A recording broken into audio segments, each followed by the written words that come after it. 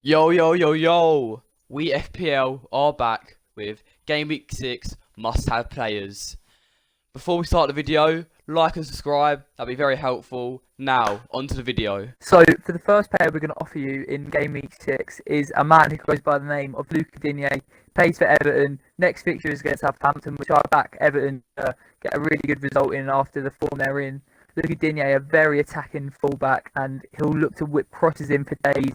Only got 2 assists so far, which is actually really good for a defender, but I only expect that to increase as the season goes on because the attacking play that he shows is excellent, and attackingly he's going to get really good numbers. Yep, I mean, he's in great form at the moment. They keep clean sheets as well, Everton do, so that's more fancy points. Of course, the assists do help with Calvert-Lewin and Richarlison up top. Actually, not Richarlison, he's banned. But anyway, he's a good player. 6.2 million. Get me your team, lads. Now, on to next player. Gone for Matty Cash of Aston Villa. He's worth 5 million, so what a bargain he is. Their next fixture is against Leeds, actually. It's against Leeds.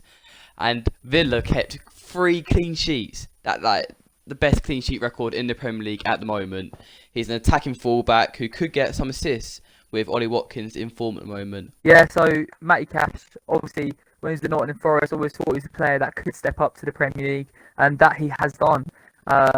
Obviously, on great form in a Villa side that looks much improved from last season. As you said, 3 clean sheets. I mean, the additions of Eddie Martinez, Matty Cash seem to have shored up that Villa defence, which I think Ezri Konsa and Tyrone Mings in the middle have been doing really well. But Matty Cash obviously can play further up the field as well. Obviously, in this Villa team, he is playing at right back, but with that offensive capability, he will look to get up and down the pitch, and that provides a bit of offensive potential for him to explore and get you them offensive FPL points. Alright, moving on to the next player. Yeah, we have Heung-min Son at 9.3 million. Next fixture against Burnley. Now, Heung-min Son's had a cracking season so far. 7 goals and 2 assists with a form of 14 points per game. Now, this guy is on fire, and I definitely would have him in my team. Yeah, I mean, everyone knows Son is a class player, and his partnership with Kane is second to none in terms of partnerships. They call him the career Messi, and they call him that for a reason because this season he's been class. He looks dangerous, and I'd have to say, if any, like I know Kane he's performing so well, but if anyone's going to get the goals in the Tottenham team, for me, it looks Son is that man, and he looks so crisp and as goals already this season, and it'll be interesting to see how well he does. And he's a potential captain option for you in FPL this week, and I think it's vital. I mean, I paid the price for not having him last week. I'm very likely to bring him in. Alright, now on to the next player. We have Neto. I don't know his first name, so I'm going to refer to him as Neto. Alright, his next fixture against Newcastle. Pretty average team, let's be honest. He's got 1 goal, 1 assist this year. Total FPL points of 21 and only selected by 1.3% of managers. Now, if you wanted a player who's cheap and you can fit as your 5th midfielder, I would put Neto in. Got 2 good fixtures coming up. He's a decent little player. What do you think of him? Yeah, Pedro Neto, I think is a really good pick. I mean, we've said before, FPL is all about getting ahead of the curve in terms of percentage of ownership. And with that such low ownership at the moment, it's important to get him in now before that ownership really rises and you can really gain extra points on your mates in your FPL mini leagues. 21 points for a 5.5 million player. Pedro Neto is an absolute bargain if you ask me. I mean, plays high up the pitch as well and is a real threat in that Wolves side. And I'm sure, Newcastle after a 4-1 defeat are looking forward to facing a Wolves team that do look, they've had a few shock results, but I back them against Newcastle. Now on to the man of the moment, Ollie Watkins. At 6 million, he's already got 3 goals and 1 assist this season. He's been on fire. 3 goals coming against the champions of England, Liverpool. Couldn't be a better hat-trick. He's on good form. He looks like a threat up top, and the Villa team that is really impressing this season. Next fixture against Leeds at home. It's a good fixture to rack up some goals and some assists and some FPL points. What do you think about him? Yeah, I mean, great player. Like Matty Cash, I always thought he was a player with last year in the Championship that could easily take a step up to the Premier League, and that again he has done. and I feel like Leeds is a really good fixture for Ollie Watkins. I haven't been convinced with Leeds defensively, so a Villa team that just shipped 7, past Liverpool.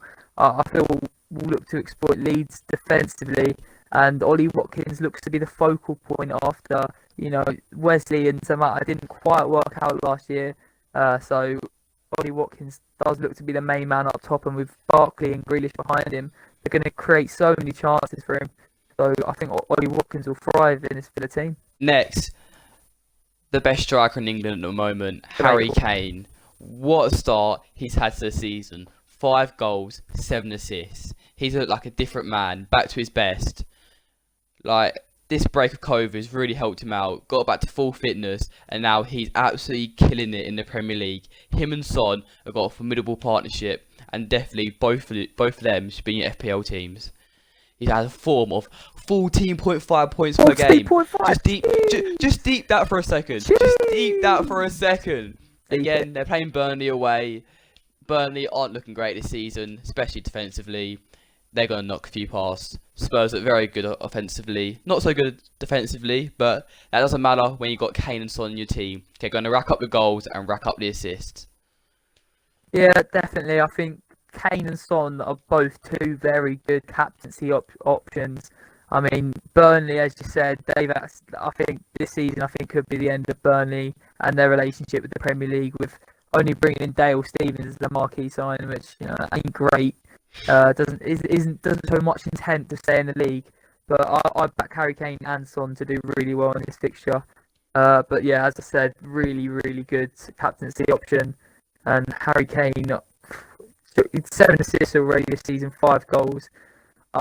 He's dropped deep. I said it last week. He's dropped deeper in his play, and he's adding a lot more assists to his games. He's a lot more creative and drives forward with the ball and allows Son to run in behind. And the partnership that seems to be working. So I back both of them to do really well in this fixture. And especially Bale being back as well. That's another option. I mean, Bergwijn didn't really seem like he was up to scratch with it against West Ham. So when you got Bale and Son running down the wings, it's only going to create more chances for Kane to get assists and also goals from their assists. I mean, you saw when Bale came on, he almost scored a worldie. He slipped, some say, but he hit the post, and that probably would have put a game to bed against, a West Ham team that they've got a lot of heart.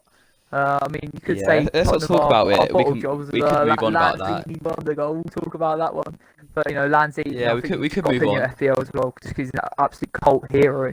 But if you don't put Lanzini, put Son or Kane, because they're two very good options. Thank you for listening and watching, of course.